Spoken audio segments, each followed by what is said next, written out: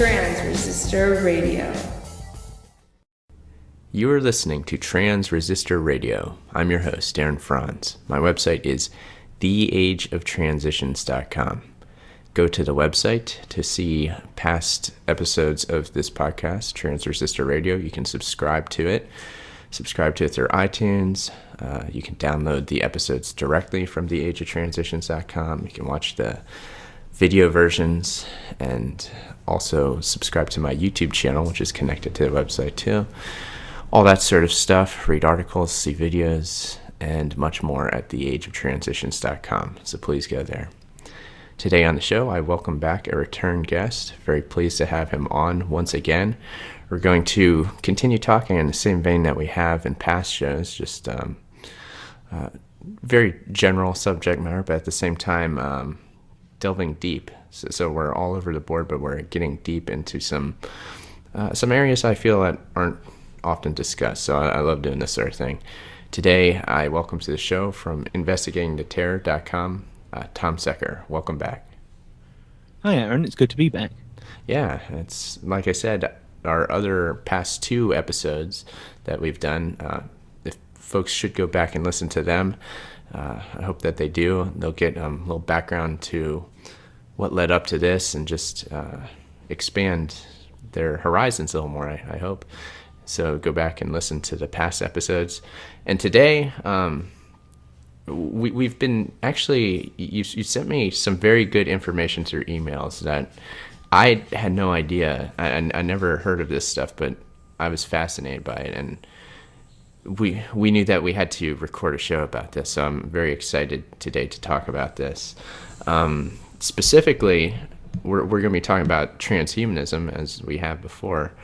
But we're going to kind of be talking about precursors, and we've been talk about how pieces of fiction tie into this idea. And we talked about that idea too with predictive programming and all that.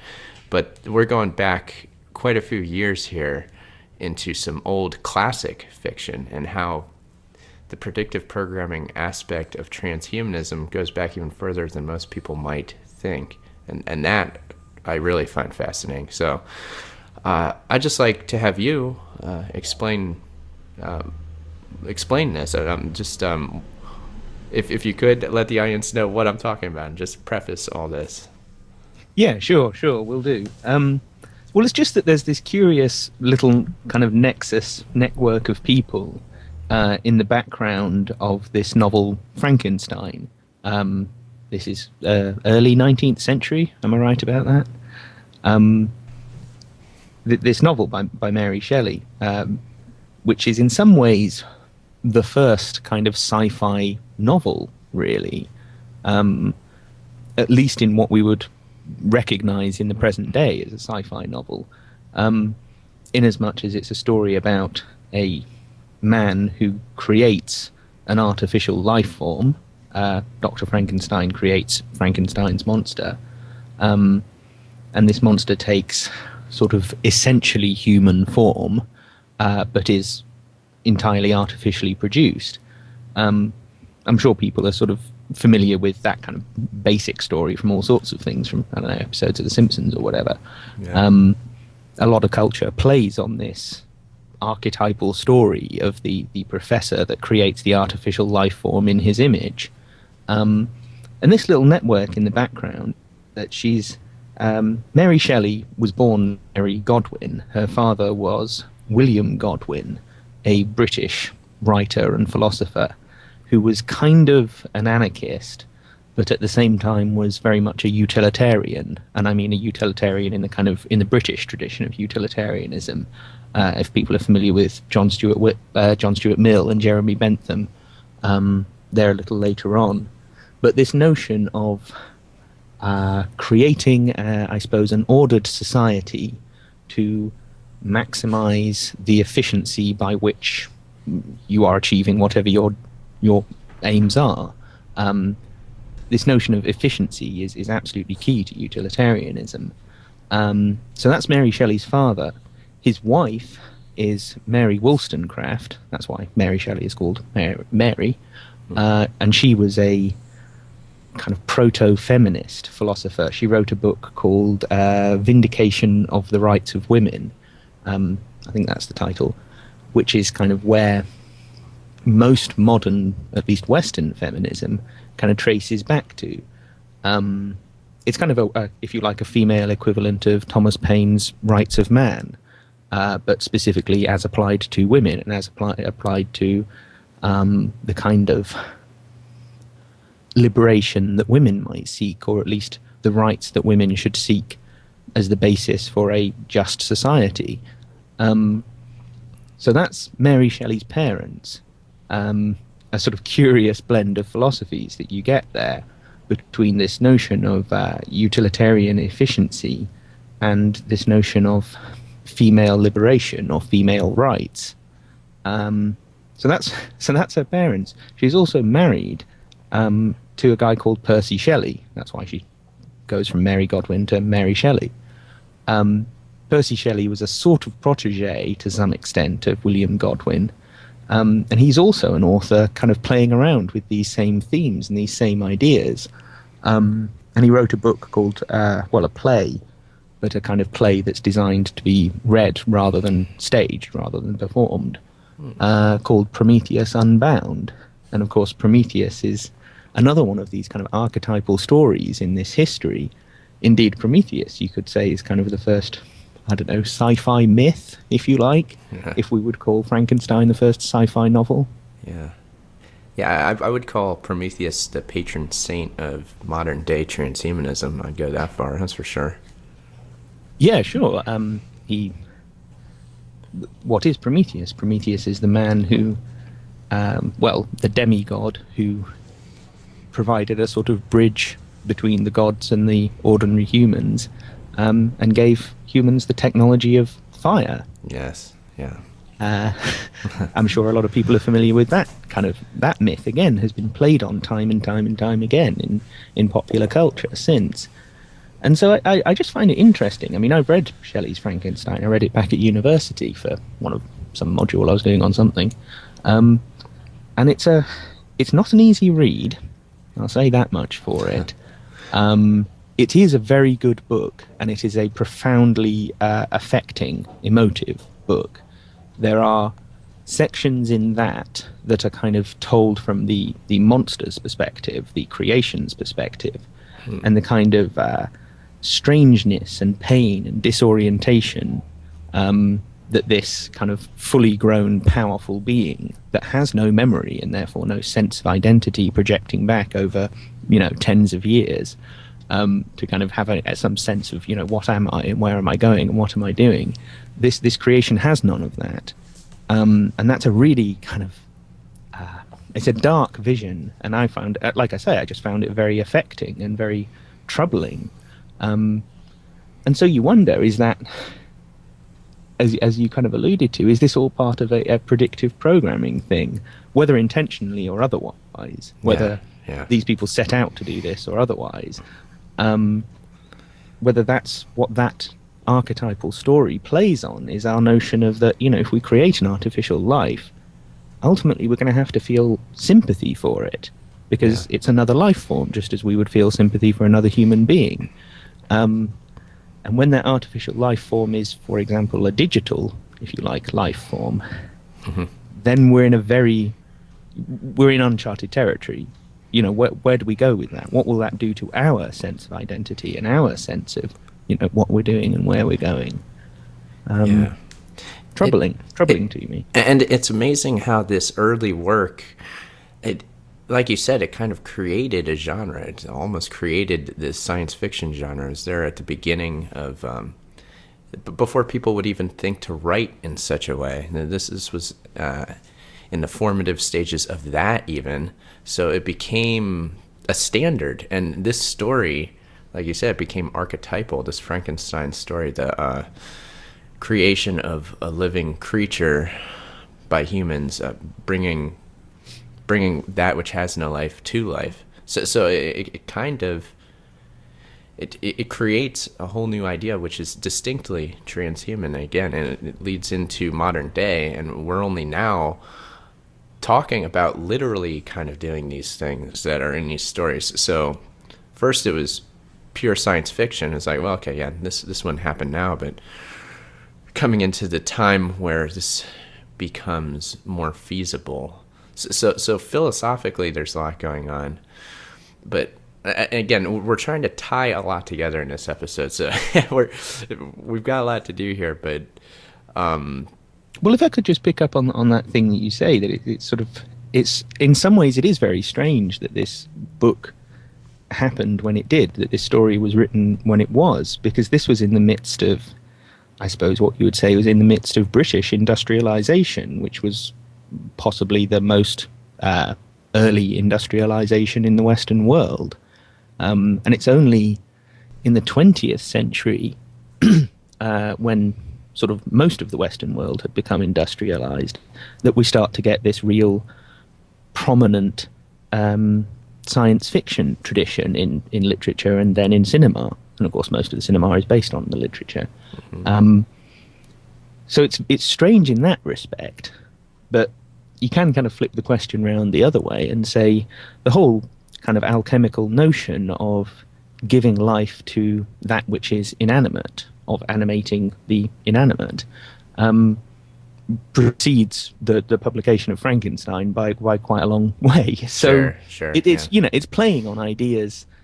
I suppose what you're saying is absolutely true. It is playing on ideas that have been around for a lot longer, but it was sort of that particular story of the kind of man creature, the man creation of life that had such a profound impact so early on, before this, as you say, sort of before this tradition really even existed. Yeah. Now, have you read Prometheus Unbound? Because I haven't. I hadn't even heard of this. Of course, I knew Percy Shelley, but I did not know of that specific work. No, I haven't read the book specifically. I can only imagine you can get it online, but no, I haven't read it myself. Yeah, I would venture to say that there's a lot of insightful things there to be found. I'm sure that there's connections to Frankenstein's story and much more there too. But I'm sure there will be. I mean, there is this whole kind of literary dispute about in the modern day about who really wrote the story of Frankenstein. Whether or not it was actually Percy Shelley who was kind of primarily responsible for coming up with this, and whether it was just sort of attributed to Mary Shelley as I don't know, a form of flattery or something. I'm not sure what the argument is, and I don't really know how true it is. It's not something I've looked into in a great amount of detail. But yeah, sure, I bet there are lots of parallels between those two works. Well, I always like that general line of thinking anyway, like these famous works that come out, and then they're attached to them as a name, of course, like this is the writer of this. And certainly with lots of works, particularly the works of Shakespeare, you go back to them, a lot of controversy over who actually wrote them.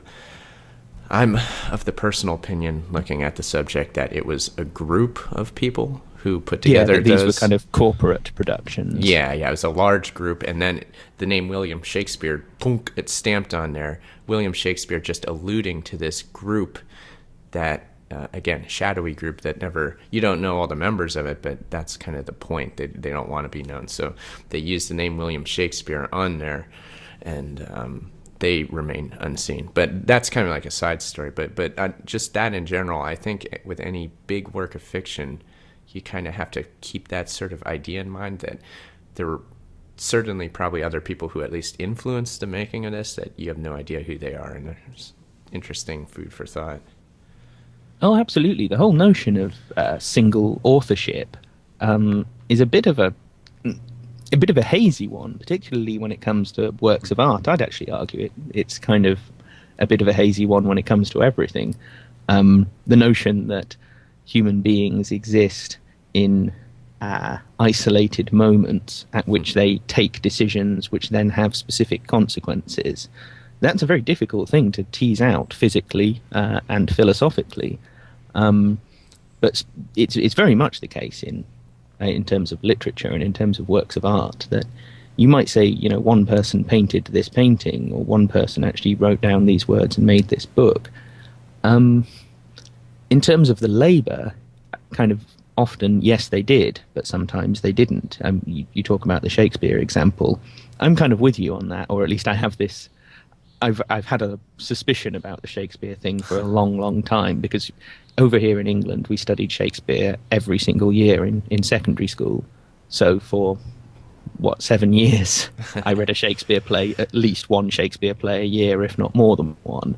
It's very, very kind of drummed into our cultural centre that we have this, the world's greatest playwright, William Shakespeare, and that's why everyone must read him and everyone must go to the theatre and watch this. And have you ever actually gone to watch a Shakespeare play on the stage? It doesn't really stand the test of time. Or a lot of them don't. Sure. Some of them are sort of still have a pace and it to them that sort of stands up to modern entertainment and to people's expectations of entertainment these days. But yeah, there is this problem with the Shakespeare story about exactly, who was this man? There was a man that existed around then, but there's no real evidence that he was a playwright in London. There's this whole kind of bizarre Christopher Marlowe British intelligence thing going on in the background to do with the murder of Christopher Marlowe, this other kind of prominent playwright at that time, and whether he was responsible for writing some of these plays, or whether there was even a team of people writing these things sort of together, working together to produce these magnificent plays. And in literary terms, they are very impressive. They are very densely written, with all kinds of emblems and imagery and illusions and what have you. But that, that only kind of begs the question, could one person actually write like that? Yeah. Could one person ever be expected to write in such a dense fashion? So, it is a problem, this notion of kind of individual authorship of works of art. Absolutely, yeah. And with the Shelleys, with Mary Shelley's parents, what is the feminist link? Let's talk about the feminism aspect to the family there. Well, it's her mother was Mary Wollstonecraft, and anyone who has kind of studied the history of Western feminism will have come across this name, because her text was very much the kind of the prototype for, I suppose, again, we're talking about something that didn't even really exist. It's not like you really had feminism in any sense we would recognize now in the early 19th century. Yes. That is the most important point to remember here, too, just as a note. I mean, we saw, ironically enough, I think in terms of a lot of actual society, women were treated with quite a lot of respect. And their rights were acknowledged in terms of the actual practicalities of getting on and living, in a lot of Western societies, at least anyway, the ones I know the history of. But obviously they were excluded from any kind of political protest almost completely. And that's something that, I mean, in this country we had a movement in the middle of the 19th century, in the 1840s, 1850s, called Chartism. They had a charter which had several different points on it that they were trying to bring in mass parliamentary reform in Britain. And it was things like having a parliament, having a general election every year, having essentially everyone having the vote. But they only meant men. The Chartists never considered the question of should women be able to vote. Now, in practice, you actually had at that point a kind of household suffrage. So a household had a cast a vote, and you can imagine the realities of who actually chooses in that household where they cast the vote. It's not just the nominal man of the household who makes that decision in reality. No. But nonetheless, the point still remains until you actually say, no, we treat these people as individuals and therefore they have a vote each. Itself quite a big shift in politics and quite an important accomplishment, you might say. It might seem kind of fruitless and pointless and frivolous now, but at the time it was important. And so, even long after Mary Wollstonecraft is writing this book, the kind of major working class grassroots movement of the 19th century in Britain wasn't really concerned with women's rights to vote. It's not until you get the suffragettes, which is another half century later, that really became a kind of powerful thing, not just in Britain, obviously, but so it kind of it predicted all of that, and it helped create a foundation for all of that. So it's a very, very interesting little kind of family network. Yeah, for sure. Again, is the genesis of this idea of feminism came from within the same small family unit, really. So just that connection is very important. And I know that there's lots of criticisms of radical feminism in that, and there's even been the criticism, that feminism was created only to split up the family. And again, like you're saying, the original voting process was just a household, so you have the household together. I guess the idea would be, okay, you split up the man and the woman, so they each have to work. So now, like, it's not just one of them has to work. Each one of them is more connected into this system, so that they have to work, they have to pay taxes. So they're getting more and more drained by the system, as it were. So that's one of the criticisms of feminism, is that just kind of makes that okay. You know what I mean? So I just see a connection between, what you're saying there with the voting and that criticism of feminism too. Any ideas on that? Yeah, sure. I think we need to distinguish between kind of different types of feminism, and also kind of where feminism started out and where it ended up. I don't think if you asked most radical feminists of the 60s if they wanted society 50 years later to look like it does now, I don't think very many of them would say. I don't think they started out with that kind of ideal at all. No. But how did that notion of feminine liberation, which is kind of fundamentally what we're talking about here, how did that get subsumed, I suppose, under the kind of the profit motive, the need for as many taxable laborers as possible, I suppose because we'd reached a point where we'd kind of discovered all the land, we had to find ways of making the land more valuable, and therefore you get the whole kind of mortgage culture, and in order to pay a mortgage you now need 2 different wage earners in order to support that kind of a life. And so people have less, if you like, less free, not free money, less disposable income, because so much of it is going on paying the mortgage on this house, which is vastly overpriced. But the only reason it's vastly overpriced is because, we only have so much land, and therefore we have to, in order to create more economic growth, value that land at increasingly higher rates over and over again. And ultimately, I suppose this ends up with what we've seen, which with the whole kind of mortgage bubble and the housing crash and all of that.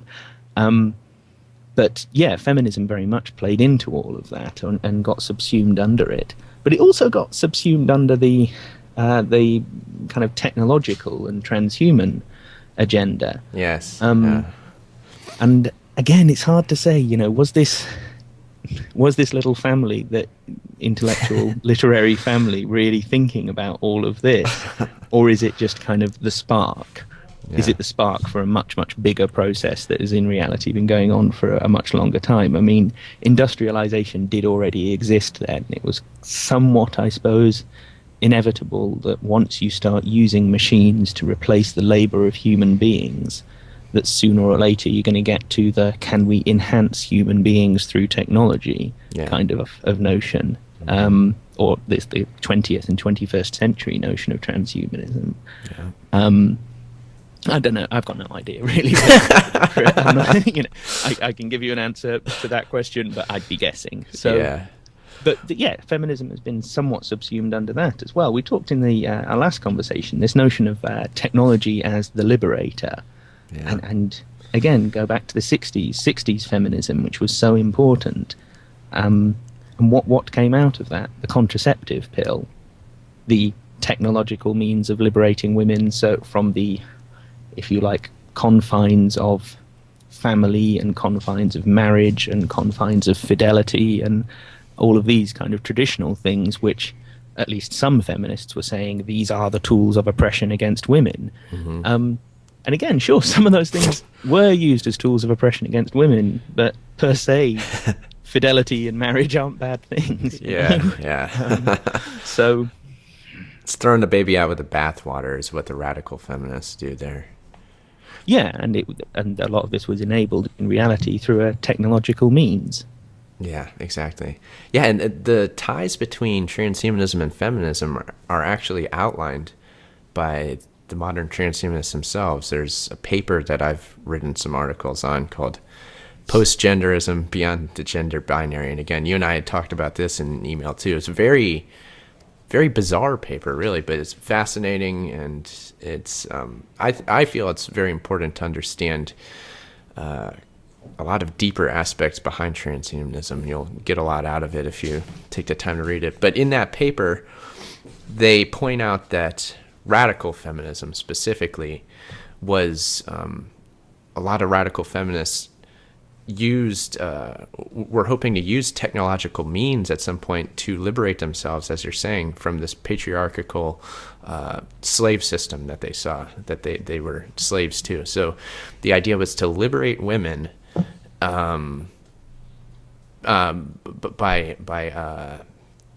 completely, in the radical sense, basically just totally undo the need for men, basically. But by using technological means, they could reproduce without men and this sort of thing like that. And it gets into this whole angle. So it gets very bizarre. It gets very extreme. And the transhumanists point this out. And they also bring up this idea of the gender binary, this male-female reality for the human race being kind of arbitrary, and how the radical feminists were stating this too, that they wanted to even become something non-female or non-male, something beyond that. So it gets into like really strange area here, so that once you start applying technology to the human race, what happens to gender and what should happen to gender? The idea is that, well, maybe we should just do away with the old form of human gender, the gender binary, and go with some other option. So this gets very odd, but the ties between feminism and transhumanism are made in that paper again, and I'd suggest reading that if you have the time to do so. Yeah, I mean, that was an interesting paper. And this is, I mean, to understand kind of where all this starts from philosophically, let me rephrase that. Not where it starts from, but where the ideas stemmed from in a historical sense. So as the 20th century progressed from, I suppose, the end of the Second World War onwards, the kind of intellectual battleground for a lot of this was France. There's a lot of important French feminist philosophers in the latter half of the 20th century. And around the time of the Second World War, you had French existentialism. You had Jean-Paul Sartre and Albert Camus and all of that lot, who were positing very much this notion of man as a free being, as a conscious being, and as a being that essentially lives in a world that is meaningless unless man projects a meaning onto it. That, if you like, ultimately life is futile, or at least, if not futile, and out of this you get French existentialist feminism in the form of Simone de Beauvoir, and she's kind of famous for this notion of that you aren't born a woman, you become a woman. Mm-hmm. Very much in the existential, that you are in a sort of constant process of becoming rather than being something. Mm-hmm. In itself, and of course you can trace that back to Nietzsche and whoever else you want to talk about in the 19th century, but in itself, again, not a necessarily transhumanist idea. Yeah. This notion of life being a kind of constant progression, that you are never one particular united simple thing, that you are in fact, life is a process, life is a dynamic process rather than a structured entity. Not in itself a kind of inaccurate idea, I don't think. Sure, not a bad philosophy. No. And then later in French feminism, you get, after you've had structuralism and post-structuralism that's sort of come in and tried to disrupt absolutely everything it could get its hands on, It's all very, very amusing, the history of French philosophy. It's all, coups and counter coups and different factions within these universities falling out with one another. And anyway, you get this one of the kind of post-structuralist feminism of Helen Cixous, who was taking the notion of male and female as a binary opposite and showing how it is, to a large extent, not absolutely, but to a large extent, constructed literarily and culturally. Yeah. And again, I don't think that's untrue, and I don't think her, if you like, undermining of that binary opposition, this is a kind of running theme throughout all post-structural philosophy, is this kind of desire to destroy binary oppositions. I don't think this was a bad thing. I think they were onto something, and I don't think any of these people thought that their ideas would be popularized in a way that suited a transhumanist agenda, or at least a transhumanist agenda of control and creation of a transhuman elite, that kind of transhumanism. Because there are even some aspects of transhumanism which are very true and, if you like, even quite noble. Yep. But again, that's something that's been subsumed under the will to power of the already very powerful people. Yeah, and it's just it's the extreme end of this. So as you're saying, there's like good philosophical ideas there. It's about liberation, it's about being everything that we can be. Yeah, okay, that's good. And even analyzing, what does it mean to be male? What does it mean to be female? Of course, our social ideas have been imprinted on us from all sorts of various culture outlets. That has a role on that plays a big role in how we view ourselves and what we think male and female is. So to go beyond those sort of influences and say, what really is male, what really is female, and to even try to be something more than that, it's not necessarily a bad thing. And again, alchemically, that kind of has been a central theme in alchemy, is to do just that, to go beyond your just any sort of simple definition you could give yourself as a human being. Well, I am a man, therefore I'm this, that. I'm a woman, therefore I'm this and that. And the high kind of philosophical, spiritual goal is this sort of androgynous ideal. So, and again, it's a spiritual, philosophical thing for the mind. The spirit being the male, the soul being the female, and they're supposed to combine. And you get the whole chemical wedding deal, and that's what that's what it takes for the individual to reach higher states of consciousness, this sorts of thing.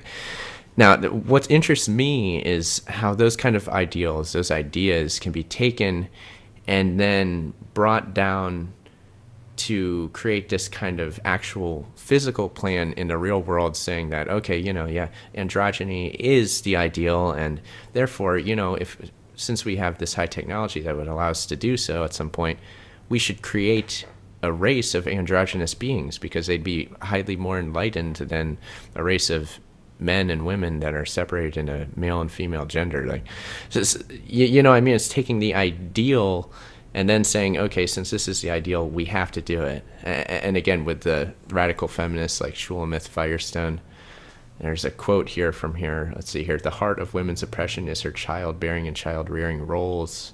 To assure the elimination of sexual classes requires the revolt of the underclass, which she meant women, and seizure of control of reproduction. So the end goal of the feminist revolution must be unlike that of the first feminist movement, not just the elimination of male privilege, but of the sex distinction itself. Genital differences between human beings would no longer matter. So it's actually about changing our genetic structure and bringing about technologies like artificial wombs, so that, our genetics and our actual biology doesn't determine the way we reproduce. It's going beyond our biology to something more immaculate. That's the grand sort of religious aspect of all this. Yeah. I mean, I'm kind of with you on all of that. Something that just occurred to me when you were talking about the process by which these things kind of if you like, are picked out of high culture, like academic philosophy, high literature, whatever, and then fed into mass-produced culture, pop culture in some way. Yeah. And you remember last time, well, actually, in both of our previous conversations, we were talking about Bertolt Brecht and how this kind of alienation effect that he was using in his plays to try and distance the audience from what was happening on stage, so they'd understand it all as a kind of social metaphor, understand that what they were seeing on stage was actually a kind of discussion of their real, actual lives. Yes. That has been kind of inverted in the form of predictive programming to confuse and muddle us and make us feel estranged from this culture, so we're not really even sure what to make of it. Our lives are not being elucidated for us by this culture. If anything, they're being made more difficult. They're being made more strange and weird and obscure. And that's what I kind of see similarly with the whole kind of feminist transhuman thing, that they've taken philosophies, feminist philosophies, which were originally philosophies of resistance and revolution. They came, I believe, at least, from a good place, from a place that, on the whole, not all of them, I'm not kind of supporting all and every feminist philosophy here, but particularly the ones we've been talking about.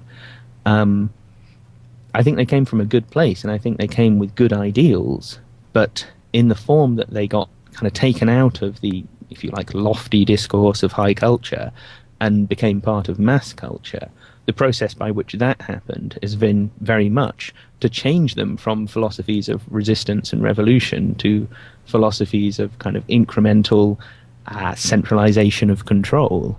They've become the opposite of where they actually, I think, started out. Yeah, that's important. Yeah, the relationship between ideals and reality is something that endlessly fascinates me. I was actually, somebody sent me a email interview the other day. I was kind of getting into this whole area of conversation about ideals and how they're not very well understood what an idea even is to begin with, and how it's how it ends up becoming reality, its effect on the real world. So it's an interesting little dynamic there. Well, and again, it poses the question of, to what extent is there an intent, an overarching intent behind all of this? Because some of this would have been happening anyway. Even if there wasn't a certain cabal within the kind of class who were transhumanists of some sort. Even if they didn't exist, and they do exist, but even if they didn't, I think this process would, to some extent, be happening anyway. The question is, I think there is intent behind some of it. Yes. I just don't think there is intent behind all of it, I suppose, is what I'm saying. Yeah, I hear you. So the question here is, was Frankenstein, was Prometheus Unbound, was that deliberate predictive programming way back in the early days? And did they know where they were going with the idea, and that would continue, and that, like, yes, eventually in the future these ideas will it'll become a real debate with scientific progress and all this? So was that actually happening? And furthermore, was their connection to this whole genesis of the feminist ideal, was that tied to the birth of this transhuman sort of idea? Because we can see down the line now that the two have been linked by the actual transhumanists themselves. They're saying so. They're saying, hey, look, this is a key aspect of our philosophy and our goals of what we're trying to do. We're trying to go beyond human here. So it's very important questions. Again, you and I don't have the exact answers, but I think this is the sort of thing that we need to keep in mind as possibility, as just to be able to see the connections between things again. Yeah. I mean, we've got to think it's possible that the whole kind of Frankenstein, Shelley, Godwin nexus was some sort of, I don't know, if you like, a prototype for what we later saw with the Galton, Darwin, Huxley nexus. And they very much were a bunch of, if you like, there were certainly eugenicists, it seems. And again, with Brave New World, what do we see in Brave New World? We see a world where there is not really much distinction between men and women. We see artificial wombs. We see people being created artificially. It's kind of, Frankenstein comes home to roost. Yes. And again, that was the ideals of some of the radical feminists that are saying, yes, we need to create these artificial wombs to liberate ourselves from oppression, which is childbearing itself. That was oppression. Well, yeah, and this is the again, it's kind of, if you like, there's an important distinction that I don't think feminist philosophers have necessarily made all that well, which has enabled a lot of these ideas to be exploited in the way that they have been exploited. And that's the distinction between, if you like, women as child bearers in a biological sense, yes, the wombs, and women as child bearers and child rearers as their role in life, their purpose in life, their social function. Yes. And one of those is kind of, to my mind, the first is inevitable, and in fact it's kind of a wonderful thing, and it's kind of interesting, and that's what makes women so different and therefore so sort of fascinating and mysterious, if you like. And the second is something that, very much can be oppressive, and is something that we certainly sort of 19th century, 18th century, 17th century society didn't deal with particularly well. Yeah. So I understand where they were coming from. Yeah, it's sort of disrupting the social role is, if you like, good. That's just sort of part of the political playground. But when you start talking about changing women from being biological child bearers, I think you're crossing a threshold there. And by not making that distinction particularly strongly and particularly well, I think a lot of feminists have opened the door to it being exploited for transhuman and particular sort of transhumanist purposes. Yes, exactly. Yeah. I couldn't have said better myself. It's all about, changing social ideas. Yeah, okay, that's fine. But when you actually get into the biological changes, that's when things get truly transhuman. It's like, well, because our social ideas have changed and our social ideals have changed, therefore we should amend biology to keep up with that.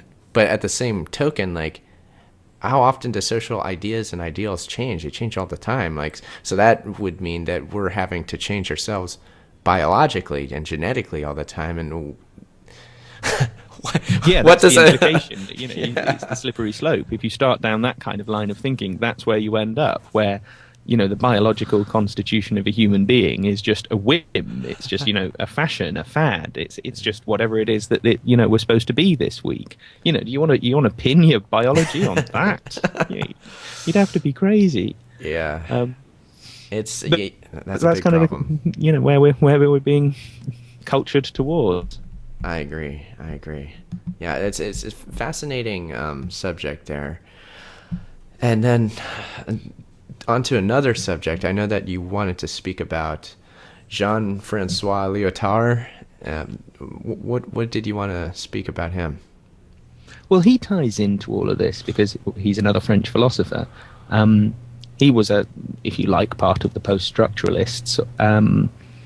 He wrote this book in, I think, 1979 called The Postmodern Condition, where he kind of describes, as he saw it, the emergence of a, I suppose, postmodern era, the modern era being kind of the 19th century and the first half of the 20th, the era in which mass industrialization happened, which kind of agriculture changed from being a largely just a sort of subsistence way of living, where people just kind of had little farms and what have you, into a means of feeding the industrial workforce.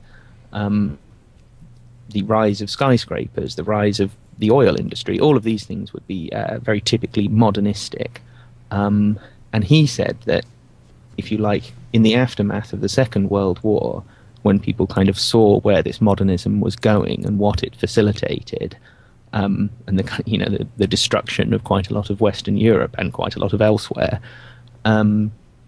Hiroshima and Nagasaki, all of this, that after that, this notion of human beings kind of pursuing their destiny as part of some grand narrative of human life and human history. He said obviously it had come under a lot of threat and a lot of attack because of that, because people had seen, that's what it can actually lead to. And so what he described as the postmodern condition was a situation where these grand narratives of human progress, these grand narratives of what history is and where we're going, had fallen. And in particular, he identifies two. He calls the first one the narrative of liberation, the grand narrative of liberation, the kind of Hegelian idea that we are in a historical dialectic sort of twirling towards freedom. And also the other grand narrative is the narrative of discovery, of science, if you like, science and technology, that somehow by having a more scientific society, by being more technologized, more industrialized, we will somehow lead to a better life for all of us. This is in some ways the utilitarian philosophy, the philosophy of technological efficiency for greater happiness. And he says these both of these grand narratives kind of proven themselves to be failures, and therefore what we are faced with in the postmodern world is the conflict of lots of smaller narratives. And one of these particular smaller narratives would obviously be the sort of technology as liberator, where those two grand narratives come together, is particularly in transhuman philosophy, in this notion that by using technology we can actually make ourselves more free as human beings. And Lyotard himself kind of dwelt on this. In the 1980s he wrote a book called The Inhuman. This actually came out, I think, at pretty much the same time as RoboCop, which is an awesome film. Yes, yes, it is. That's a sort of coincidence, if you like, of high culture and pop culture. And in this book, The Inhuman, he is dwelling on this this transhuman process, this process by which we are seeing the inhuman, the technological, if you like, infiltrating the space of human life. There's even a chapter in that book about the sun blowing up in 4.5 billion years' time, and whether or not human thought can actually survive beyond that point. I don't think he's being serious, but this is kind of how the post-structuralists worked. They were they loved analogies and metaphors, and they loved kind of throwing you off by making a philosophical point, but not in a classically philosophical, analytical way. His point is, can human thought go on without a physical body? That's one of the questions he asks in this book. So he's very much kind of tying into all of this, and I think he twigged this before a lot of people did. I think he realized where this was going, and we are faced with this, if you like, this smaller narrative of the more technology, the more we embrace technology, the freer we will be. If you look at something like mobile phones and iPods and all of that, they're very much sold to us as a means of sort of liberation through convenience. You can be free from the hassle of actually having to be by a phone in order to make a phone call, that kind of thing. Yes. Yeah, definitely. That idea, the technology as liberator, and again, even those two, the liberation and discovery, both of those I see as still kind of being in people's minds as being relevant. That's still. So Lyotard is saying that. Was he saying that they have totally not that they don't work anymore, or was he also saying that people don't believe in them anymore? Because it seems as though to me that they absolutely still do believe in those liberation discovery ideas. In as much as fair question. In as much as he was people don't believe it. Or I don't think he was really talking about the mass people. I don't think he was talking about the mass population by any means. And I'm sure he'd agree with you that both of these ideas are still quite prominent. It was more that, if you like, the intellectual dominion that they'd enjoyed for the previous couple of centuries, for the period of the modern era, for the period of industrialization, was no longer the case. that people had had the shock to the system of 2 world wars and other things. I suppose you could also, see the 60s counterculture and what have you, however much kind of controlled and subverted that might have been. There was something there. There was a challenge there to the particular direction that society was going in, whereby, we'd all, I suppose the logical conclusion of this is we'd pretty much all live in mass cities. That idea was very much being challenged. So that's what he's talking about, is that particular kind of sphere and playground, rather than necessarily what the majority population think. Yeah, it's interesting because when you get into the idea of the technological singularity, the creation of massively powerful artificial intelligence, when you get into the people who advocate this idea, and transhumanism comes right along on the tails of it, the people who advocate this are, I would obviously put them in the intellectual category. So this is the intellectual class. So you get this interesting thing happen where these intellectuals realize that by pursuing their ideals of singularity, of transhumanism, that the outcome is the destruction of what is humanity, of what is even society now, for something better. So they know that that they have to totally scrap everything and change everything and destroy everything. So, and again, I would say that the liberation and discovery concepts are key to what they're doing, but they know what they're doing. You know what I mean? Are you following me on this? Yeah. The way I would sort of describe it, and see if you agree, is that Lyotard was saying that these, I suppose, they had stood as concepts for, if you like, stability, whereas in the postmodern era, in what you would probably call the age of transitions, they are being used as, if you like, their status has been flipped, and now they are being used as a means of challenging everything and subverting everything, but in a way that is kind of conducive to the overall pattern of centralized control. Yeah. So that's I suppose that's kind of what it comes down to, is the flip from modern to postmodern, in as much as Lyotard was talking about it. You could say is that flip from them being kind of grand narratives and ideals for us to sort of project towards, to things that are being used to undermine and change everything that we actually kind of want. Yeah. That makes sense to me, because again, at this time everything is falling apart, like all the old ideals are going out the window. That just makes sense when you just flip everything upside down, basically, and just charge forward, because at this point it's about, well, we have to do this, we have to continue, the scientific progress, blah blah blah blah blah, and we're actually going to get something good out of it. I know it seems like it's crazy, but here we go. So strap yourself in. So it does make sense to me in that sense.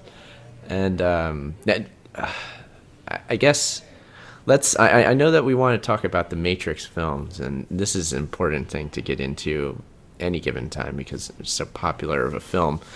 Just what are your general ideas on those that series?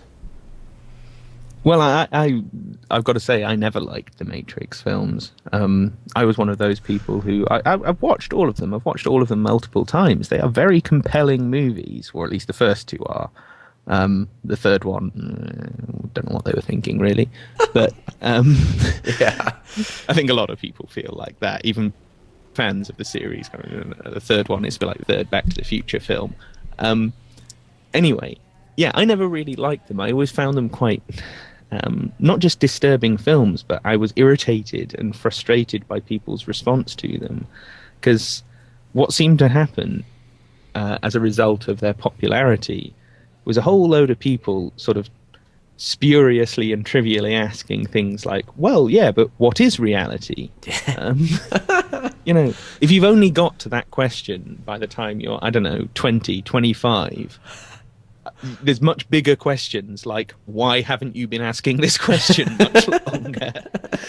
I just found it. I'm sort of quite impatient in that respect. I just wish people could realized that all of those things they were thinking about as a child were actually the really big questions in life, and that something happened in between to distract them and make them think that other things were important. Because, everyone had that notion pretty much when they were a kid. What if this is all just some sort of dream? Not necessarily being manufactured by a bunch of conspiratorial robots, but just that notion of, is this real? How do you really test reality?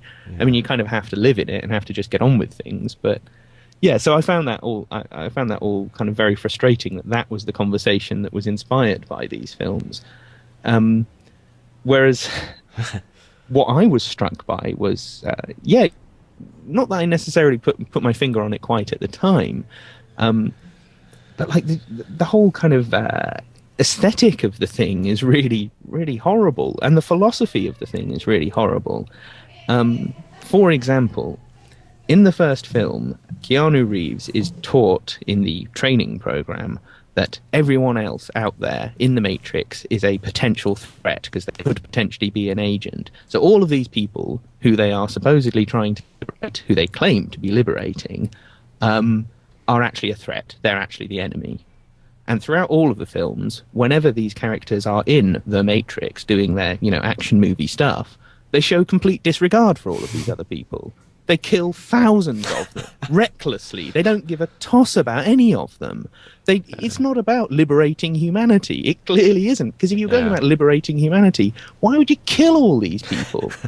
But again, that's, I do wonder, is this something that's been deliberately planted in the movie or not? I don't know. But there is this notion that, you have to sacrifice lots and lots of humans in order for us to ascend to the next level. This it's an idea that you get in the Masonic tradition. It's an idea that turns up in the Russian Revolution and the French Revolution. This idea that we will, cleanse society through violence. And we're seeing this packaged as part of this very glitzy, very slickly produced, very, in some ways, entertaining set of popular cinematic, popular Hollywood films. Yeah. And then the other thing I mentioned in my email to you was about the two central characters, who I find really quite disturbing. Yeah. Because they cast Keanu Reeves, who has this very kind of lithe, very slender physique, almost a feminine physique, and he's all essentially asexual in this film.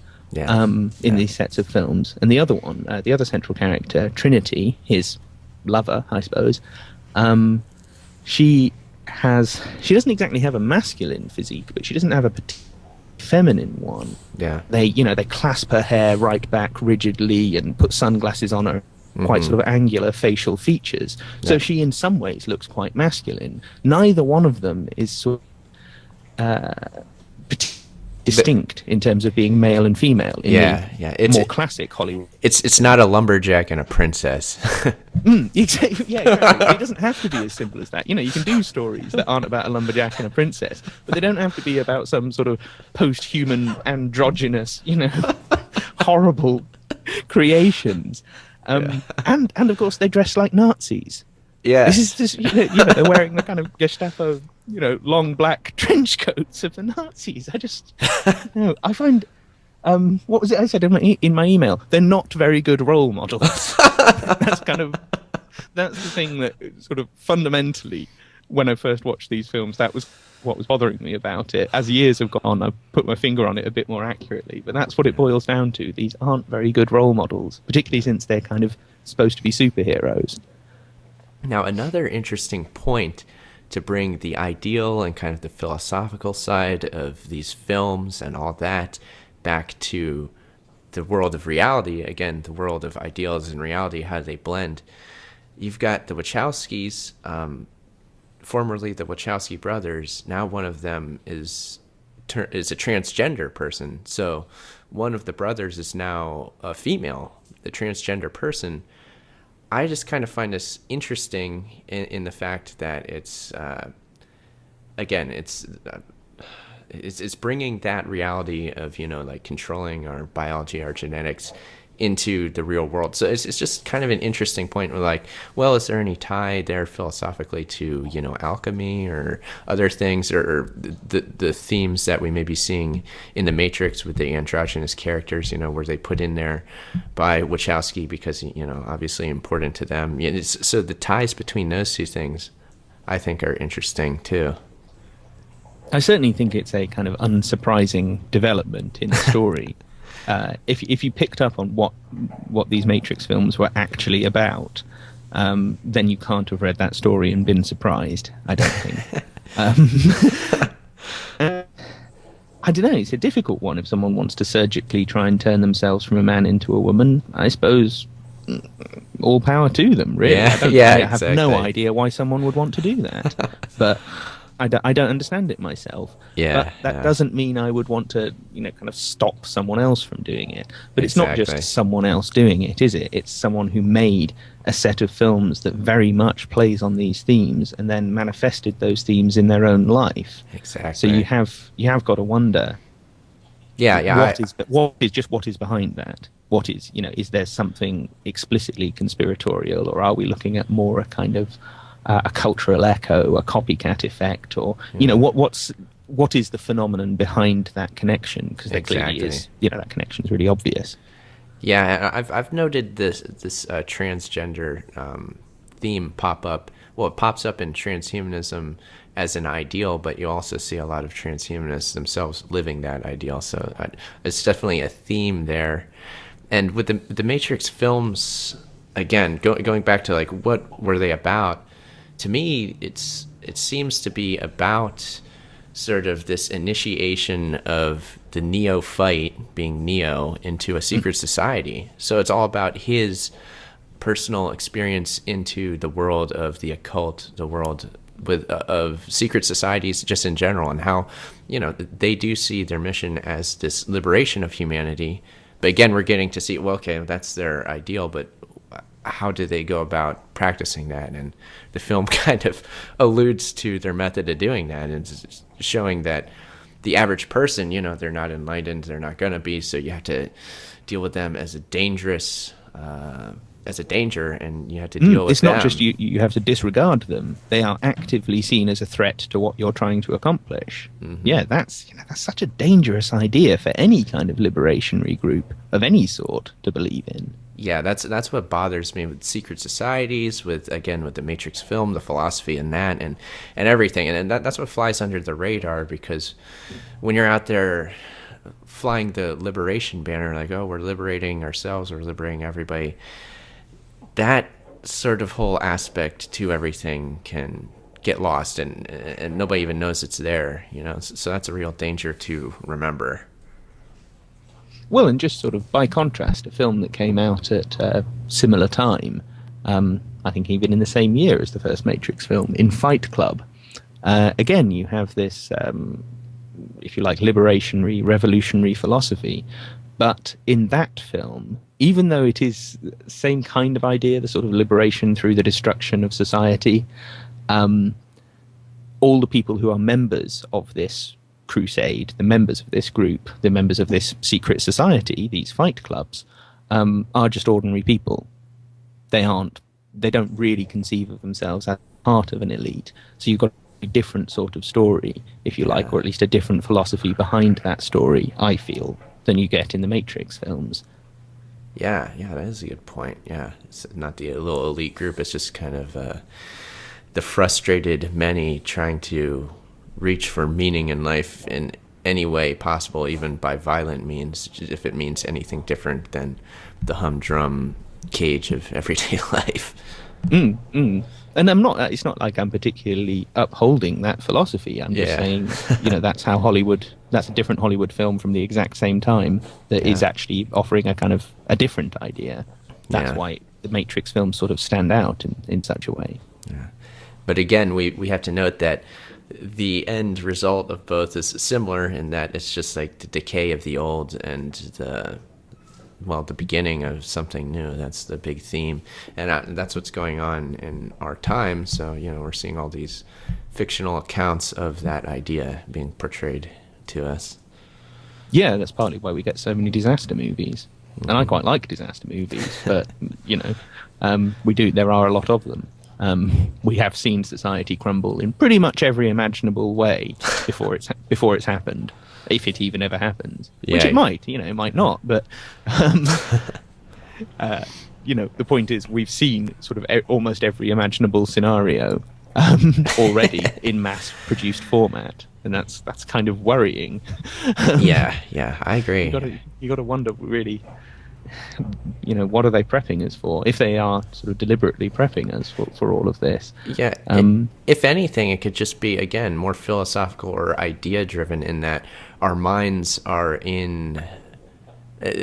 they've gone through disaster, so they've seen what it is to have the old world be destroyed on a movie screen, and therefore, they're like, okay, the world is destroyed in their mind, and it kind of is at the moment in reality too. So again, it just makes them accept the destruction of whatever social systems, political systems, that sort of thing, that are happening in the real world, because they're coinciding with the fictions. So I just see that fiction is happening right alongside reality, and it's just kind of helping people to accept reality more than anything. I guess the big question to ask here when we say things like that is, well, what is this reality that's been created? Like, whose ideas are these, and what reality are they creating, and how are they making it acceptable if that is what they're doing, and what are we coming to accept, and would we really accept it if we weren't doing it unconsciously, subconsciously? If we were more conscious of what was happening, would we do something different? And if so, what would that be? These sorts of things. Well, I mean, one other kind of modern, or at least contemporary cultural example, I think, is a pretty much cut and dried case of that explicit attempt to normalize these things. And I'm talking about the TV series Heroes. Yeah. Because in that, you have this central character of the indestructible cheerleader, a weird archetype if ever there was one. But there is some logic to it, because, I mean, what is the character, Claire? She's, in some ways, a sort of sadistic sexual fantasy figure, the cheerleader, the person who is stabbed to death in horror movies. That's what a cheerleader is in American cinema. But you can stab this one to death and she'll just spring back to life again. She is, if you like, she is the wife you can keep beating, but it will never leave a mark, so no one will ever believe her that you're beating her. And in that sense, a sadistic sexual fantasy. Yeah. But she's also a kind of transhumanist, feminist liberation figure. She is a female who is free from the traditional, normal physical confines of being a woman, of being the somewhat physically smaller, physically weaker gender, at least on average. Because she isn't bound by those things. She doesn't have to fear the physical world in the way that most women actually fear the physical world. And therefore, in fact, she doesn't have very many successful relationships with men in the film. In fact, she's in only a few episodes in, she is subjected to a attempted rape, which turns into an accidental murder. From which she then rises again. There's quite a lot of Claire being killed off and then rising again in this story. No surprises there. Death and rebirth, yeah. Yeah. But what is this whole series ultimately about for that character? And she is the central character. It's ultimately about her seeking acceptance. It's ultimately about her wanting to be accepted for what she is in the world. That's sort of what she's searching for throughout all of these several seasons that they made this TV show for. And so that's about a sort of sadistic fantasy figure who is also a symbol of feminist transhuman liberation being accepted. And if we buy into the show and like the show, we don't have any choice about accepting her. We are prone to sympathizing with her from the way the show is made from the off. So, if you like, we even sympathize with her attempt to find acceptance, and very much feel that she should have this. And if that isn't a pretty much deliberate, prescripted bit of predictive programming to do with trying to generate sympathy for what in reality is a set of ideas and symbols and practices, behaviors that are actually quite abominable, then I don't really know what is. Yeah. It just seems, in as much, even though I quite enjoyed the TV series, I'm still struck. Yeah. Yeah, again, the question is always how much purpose goes into the ideas of these pieces of fiction? How in tune are the creators of these works with the idea that ideas and ideals are powerful tools to guide consciousness, and even guide consciousness at a mass scale? You're talking about mass media, Hollywood films, TV shows. Obviously, everybody's seeing these. How in tune are the creators with their own power that they hold, their own creative power with these works of fiction? Like that, I guess that it comes down to the question of that. And if they are in tune with what they're doing, they know that what they're doing has real power, that they can sway the minds of huge amounts of people, then that's kind of a, I mean, that's worrying, because that is serious power to give anybody.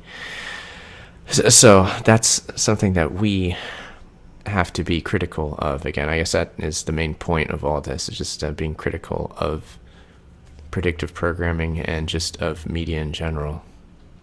Well, and just being aware that these things are out there, that this is a real phenomenon.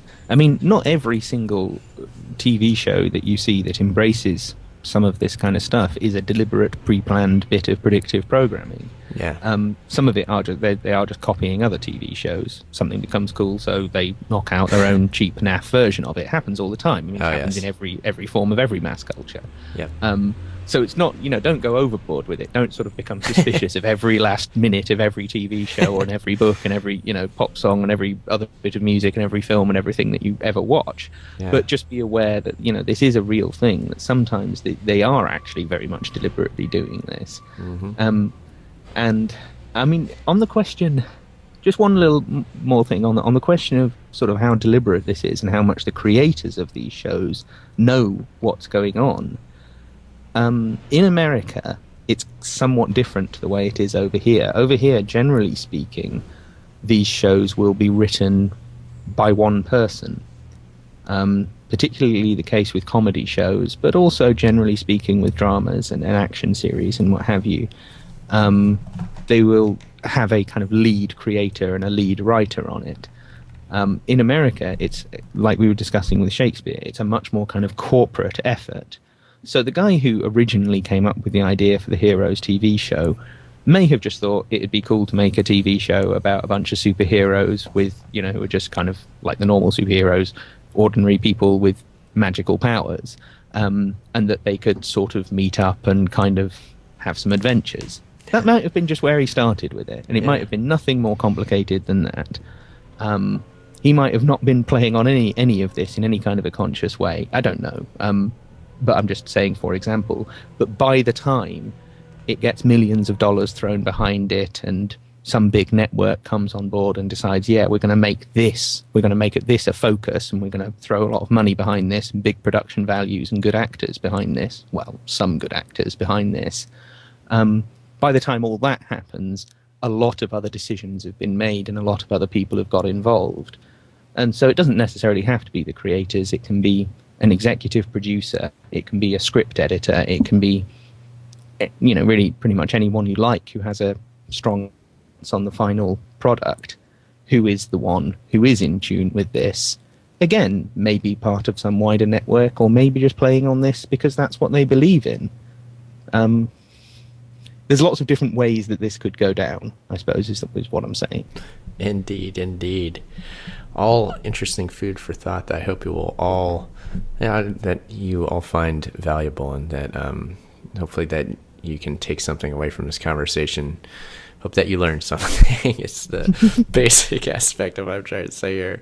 So I guess to conclude this show here, Tom, I just want to ask what you've been up to lately. Tell us more about investigatingtheterror.com, what you got going on there, any other stuff you'd like to direct listeners to. Well, yeah, I mean, that's my main website.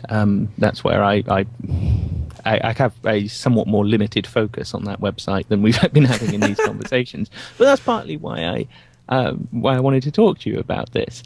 and why I thought that your website and your particular kind of focus on these things was something worth kind of getting involved with and having a chat about, or having several chats about. But yeah, I mostly on that website I look at these kinds of themes, but particularly using terrorist attacks and the whole kind of mythology of terrorism as my case study, if you like. That's my topic that I've looked into in a huge amount of detail in terms of how double agents work, how covert networks kind of manipulate things from behind the scenes, all of this. So that's where I have devoted an awful lot of my time. But I suppose, I am interested in how this applies to lots of other topics as well. I just felt that was one that deserved a lot of attention, so that's what I've made a website about. And that's got all of our previous conversations on, and conversations I've had with various other kind of podcast hosts and radio shows and things, a whole bunch of articles, and all of my 7/7 videos, my 2 feature-length films, and some other videos that I've got there that are all about 7/7, which is kind of, again, a sort of case study that I've used for all of this, these questions and all of these kinds of philosophies and things. What am I up to at the moment? I'm putting together another ebook in the series for the website that's all about David Headley, the kind of double or triple agent that was behind the Mumbai attacks.